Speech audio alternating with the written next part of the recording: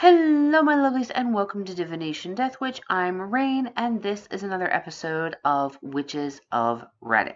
This post comes from the Witchcraft subreddit from user LeaveMeAlone3200. It is titled My Grandmother Comforted Me Through a Day of Grief.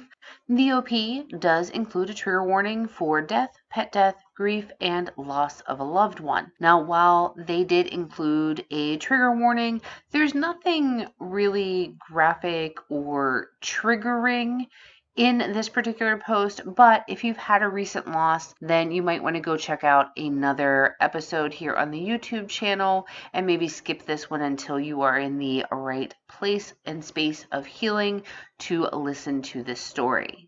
Before I jump into the post, I just want to remind you that while I have changed up the content here on the YouTube channel, I am still offering readings and various other services like Fragment and Soul Healing and Soul Retrieval.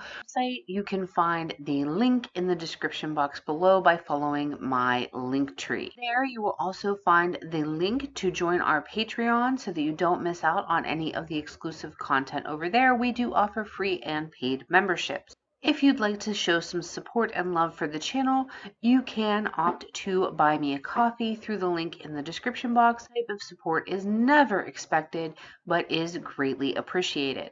And lastly, you'll find the link to the Amazon wishlist in the description box below. This is a way for me to offer a sort of pay what you can method for readings with me. Anyone who orders anything off of the Amazon wishlist, from the least expensive item to the most, gets a free reading from me. I found this the most convenient way for people to be able to pay what they can to get a reading from me personally. Now let's begin today's post.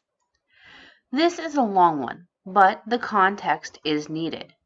So yesterday was a particularly sad day. My partner had to put his family dog to sleep after many years of love and support. He was a beautiful dog, and it was painful to be away from him as he went through his grief.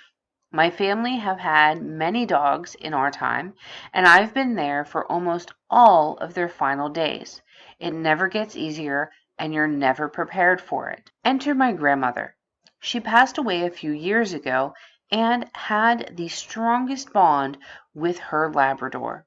She understands this kind of grief. We were also very close, and losing her was a struggle. So, as I was attempting to go through my workday while all of the above was going on, intermittently crying while trying to do things, I put on a podcast I listen to regularly. This podcast rarely has ads, the kind that pop up in the middle, and that's it. Sponsorships are read by the host. But yesterday, for the first time, there were a bunch of ads at the beginning of the episode. What fun. I tried skipping through, but a word caught my attention. They mentioned the state my grandmother lived in. For context, I'm in Australia, and the podcast is from the US. Now, of course, Spotify would tailor the ads to be from my country. That's standard. But it was odd that they referred to this particular state, not one of the big ones. Played it off as a weird phone location issue or something, and go on listening. Next episode comes on, and this time I hear the first ad pop up. It's an ad for the vegetable shop my grandmother went to. This is not a chain. They have two locations. One where she used to pick me up from the airport, a 2-hour drive away from her home, and one about a 5-minute drive from her home. I was floored. I tried to logic my way through it, mundane over magic. But man, oh man, how? I hadn't mentioned this particular place in years. Hadn't searched for her state in my phone in years. How? I haven't worked with ancestors before, but I've wanted to for a while. I have her ashes in a spirit jar along with some of her bits and bobs I keep in my room. I think I should now. I'd like to thank her for that comforting intervention. It was such an odd and yet very comforting thing to occur on a day like yesterday. I realize to some this may not be a big, huge thing, but I really can't emphasize how random it was to get an ad for that particular shop. Americans out there think you live in New York, but the ad was for a shop in your hometown in a random Midwest state. Anyway, thank you for listening to my ramble. Just for reference, I want to say that I am recording this on April 15th, 2025, and this was posted 5 days ago to the subreddit. As a death witch, I wanted to talk about this post because I think it's incredibly uplifting and positive and shows that our ancestors and our departed loved ones really do pay attention to what is going on in our lives, and they really are there with us and do try to send us signs and communicate with us. I have my own personal ancestral practice, and I do teach ancestral work and ancestor veneration to clients. Let's talk a little bit about this post. I love that the OP talks about how they tried to find a logical explanation and they tried to look at the mundane over the magical, and I think that is a really good approach.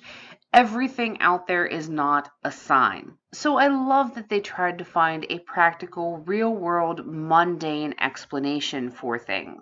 But the OP is correct. Spotify does tailor the ads you hear to your location. That said, the location that Spotify uses can be off. So years upon years upon years ago, when we first had Spotify, for some reason, my husband's, we were using the free version at the time.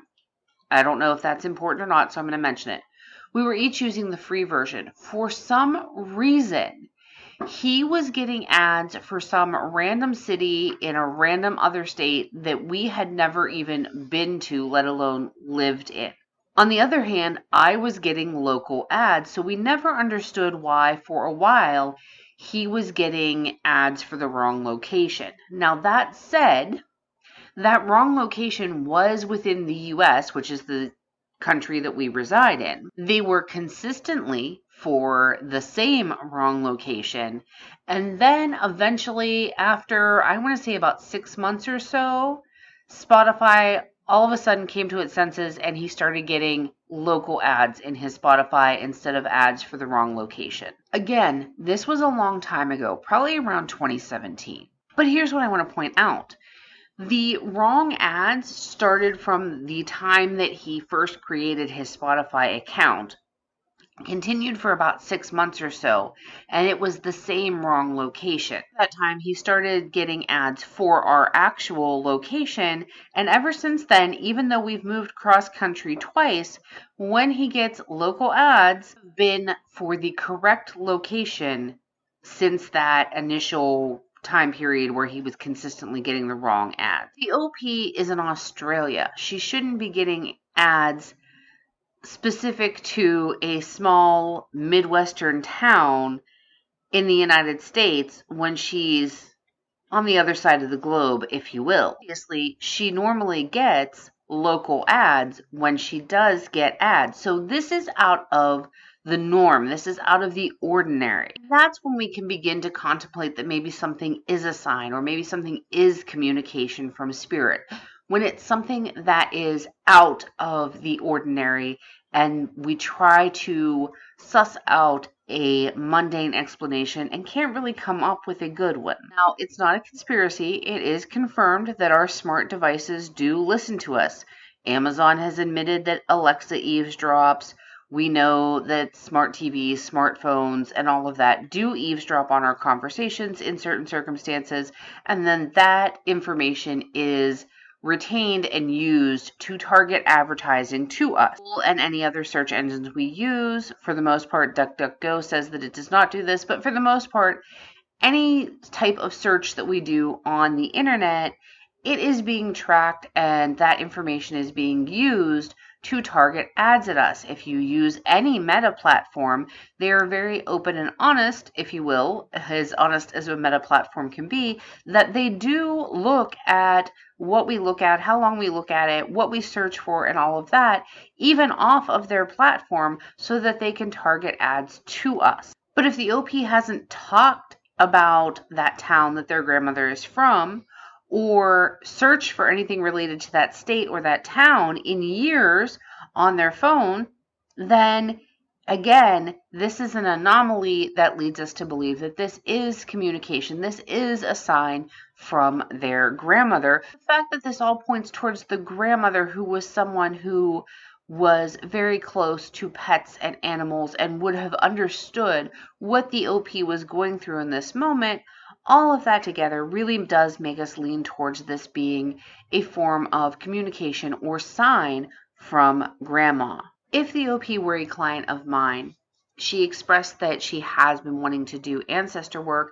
I would definitely encourage her to take this as a nudge in the direction of not just thinking about doing it, but actually getting into doing ancestral work. Now, OP could simply state out loud or internally the thank you that they want to give to their grandmother. Ancestral work can be that simple on just a base level, but I would advise that this is a great time to perhaps start working on an ancestor altar, making sure that grandma is featured on that altar in some way, shape, or form, some representation of her, be it a photograph or one of the bits and bobs that the OP says she has of her grandmother's, or her ashes could go on the ancestor altar, and she could leave offerings and do some sort of ritual, or even just sit in front of the altar and say thank you to her grandmother. That would be a great starting point and introduction into the OP's ancestral workings. Ancestral work can be very light and fun and comforting. It doesn't have to be something that is overwhelming. It can really just be simple and beautiful. The thing that I find that prevents the most people from doing ancestor work is that each and every one of us has problematic ancestors somewhere in our lineage, and they could be closer to us or farther from us as far as where they are in our family line, but we all have problematic ancestors. It doesn't matter where your family comes from, what culture your family is from, we all have some problematic ancestors in our family tree. And that can be where ancestral work gets hard, because what do we do about those problematic ancestors, especially if they are closer to us in the line, especially if we directly see the impact that their problematic behaviors had. There are ways to address and deal with that, but if that is your only blockage, then one of the things that I recommend is starting with a much lighter, some might call it superficial, but I don't, sort of ancestral practice, where you start working with your ancestors based just on the ancestors that are not problematic and that you do have comfort with and reverence for. There are also several different types of ancestors. You don't have to just work with the ancestors of lineage or blood ancestors. You can work with affinity ancestors or ancestors of place. You can choose to begin working with different types of ancestors that you are comfortable with and that you don't have to immediately face the problematic side of things. You can start with comfortable and easy to digest, and then as your ancestral practice grows and builds and evolves, you can tackle those more difficult aspects of ancestor veneration, worship, and practice. If you'd like to begin working with ancestors and would like a little guidance, you can book sessions with me to help you figure out what ancestral practices work for you as an individual. Again, you can hit me up through my Discord or through my website to get that kind of information. I did break down and reopen the Divination Death Witch Etsy shop. It is not what it was before, but I do have all of my printables available on there. I couldn't find anywhere else on the web that I could post them as accessibly. in order to sell. So I do have that back open, and I do have 2 ebooks on there. One is Ancestral Rituals Rooted in Death Witchcraft that you may find helpful if you already do an ancestral practice but maybe want to delve into some different areas. And I also have Lenormand spreads for ancestral guidance.